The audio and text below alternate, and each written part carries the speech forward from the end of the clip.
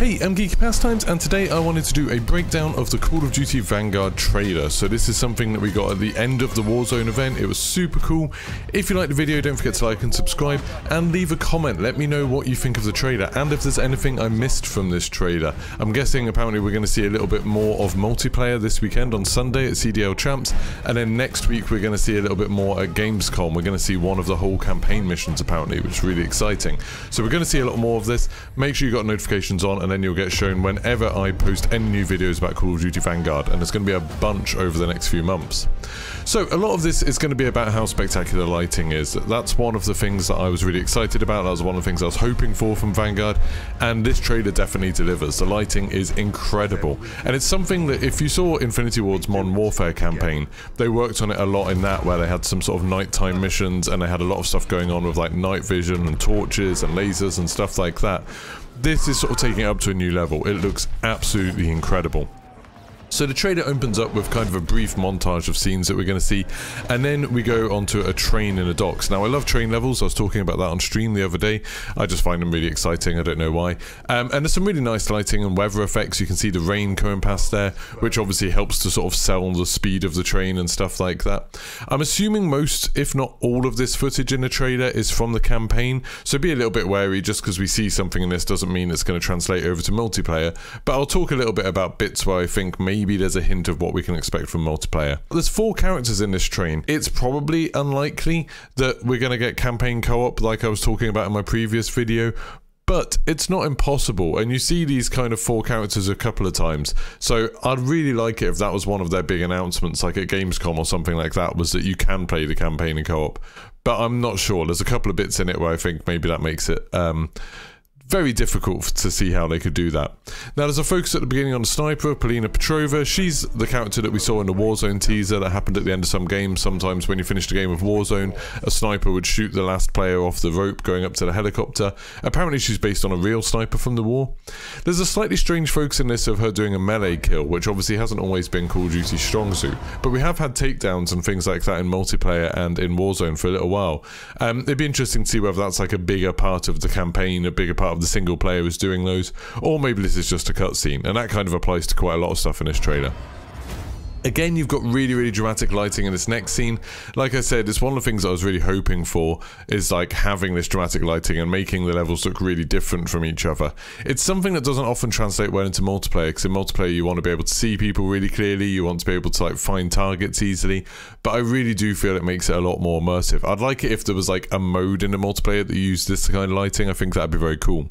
Then you've got the planes flying over. Now this to me is terrifying. It sort of brings to mind things like that you read about, like the bombing of Dresden. I wonder if it's going to be some kind of new high-level score streak, because they seem to be focusing on this image quite a lot. It was in the Warzone reveal event, in the Battle of Verdansk, you saw this happen at the end of it.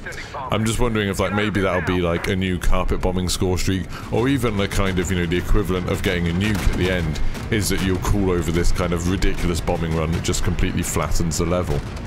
Now, with the aircraft, there's a few scenes here where there's basically nowhere for a player to be, so I assume that you are playing as a pilot.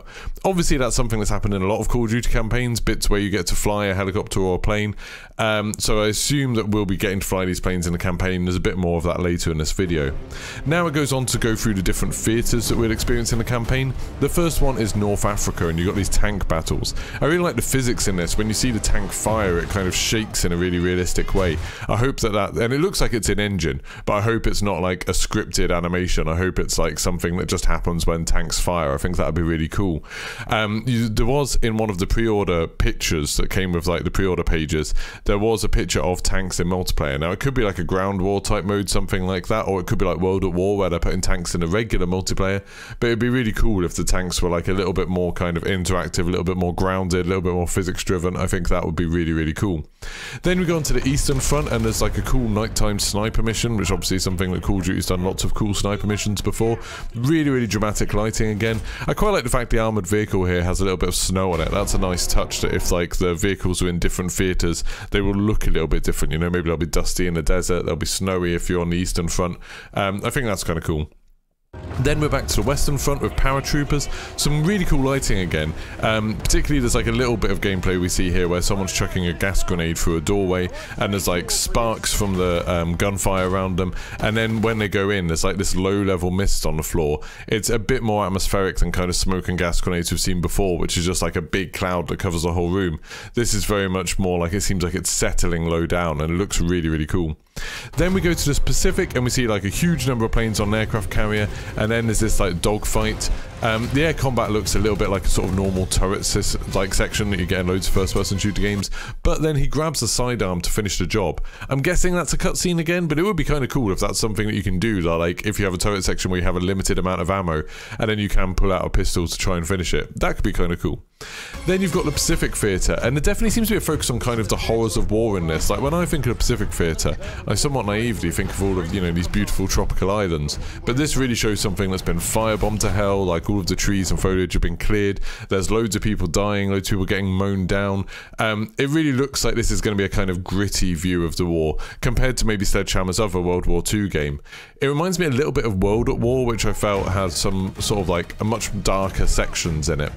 Again, there's a lot more focus on the planes, and there's like this dive bombing section with the bomb dropping. It looks like it's in engine a lot to me, like particularly the bit where the bomb drops. So I'm guessing we will be doing dive bombing runs in game, which could be interesting.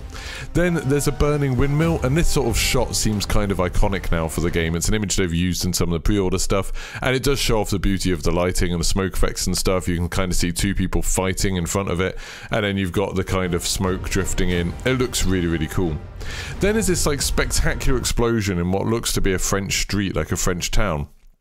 I find this shot particularly interesting, not just because the explosion looks super cool, but because there's that broken bit of railing with the yellow cloth on it. Now to me that looks like it's a kind of sign that, hey, you can climb up here, and that's something they do if you look at a lot of multiplayer maps. On a lot of multiplayer maps where there's like places you can climb up, you know, where there's a wall and then there's a gap to climb up, often they'll put like a brightly coloured tarp or something there, just to give you a kind of indication that that's something different from the rest of the wall, that's maybe a bit you could climb up in. So I feel like this could be one of the multiplayer maps, and obviously loads of games use loads of bits from the campaign, loads of bits from the sort of main missions as multiplayer maps, and Call of Duty is no different. They've already said there's going to be 20 multiplayer maps, you know, 16 6v6 maps, so I wouldn't be surprised if a lot of the areas from the campaign are places that we then see in multiplayer, and that to me looks like it's definitely kind of our first look at one. Then back to the train level, and again, like I said earlier, we see more than just Paratrooper moving up the train. We see like these 4 people moving up. Keeps giving me little hints that, you know, little hopes maybe that there could be some co-op. Then there's another huge explosion in the night. Now I really hope that the game is full of sights like this. Even the multiplayer in Warzone, it'd be so cool, like in Warzone, imagine if there was like a nighttime mode in Warzone and you saw an explosion like that going off in a distance and it kind of briefly illuminated the whole map. That would be insane. I know that like normally in multiplayer, like I said, you need it to be readable. You can't have all of the multiplayer happening at night, but I think it'd be cool if there's a couple of modes where they experimented with stuff like this. Then the next paratrooper scene, it looks like a scripted intro, sort of thing that you've seen quite a lot in like films and games, you know, someone dropping and seeing the kind of chaos of war around them. It's very dramatic, it looks very cool. I quite like the searchlight sort of lighting up the edges of his hands. Again, it's like showing off the power of this engine. It looks very, very cool. It does feel like incredibly harrowing. It's like very, very atmospheric. But I'm guessing like that isn't a gameplay section really. And then we go on to the release date of November 5th, so that's a couple of weeks after Battlefield 2042, which is October 22nd, although I think you get early access with like EA Play and if you buy the fancy edition of the game and stuff, so it might be kind of 3 weeks after Battlefield, which is quite nice having like a bit of time between the games. It'll be interesting to see when Halo Infinite launches, like whether they're going to go for the same kind of window as that. I'm guessing we'll see an announcement for that maybe at Gamescom, you know, now Call of Duty have announced. But yeah, it'll be interesting to see how far apart those 3 games are. So tomorrow I'm going to have a video running through the other information we have. We've got a lot of other information from stuff that they've put out on Twitter, stuff that they did on their blog, all stuff like that. So don't forget to like and subscribe and turn notifications on to be told when I go live. So for the end of this video, I'll leave you with one last look at a complete reveal trailer, because I think it was an awesome one and they did a really good job. See you soon.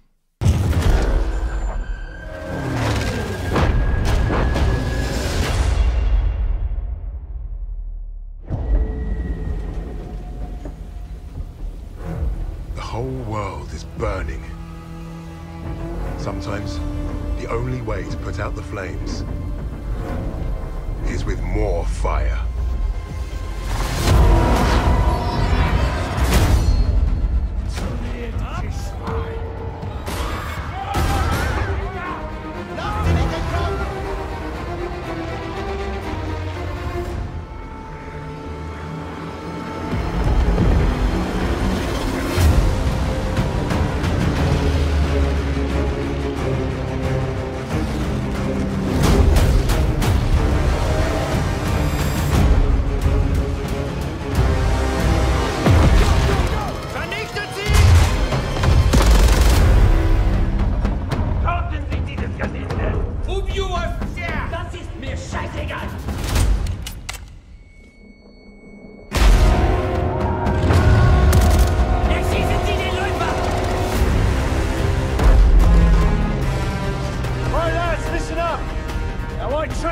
for this.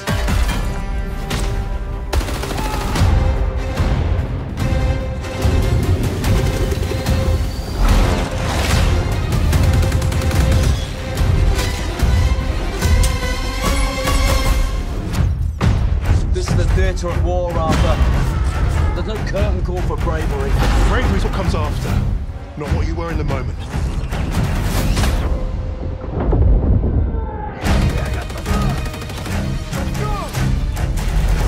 Target locked. Dropping bomb.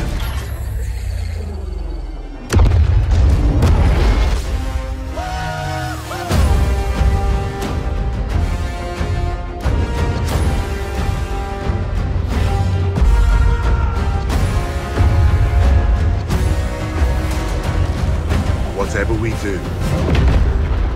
do it together.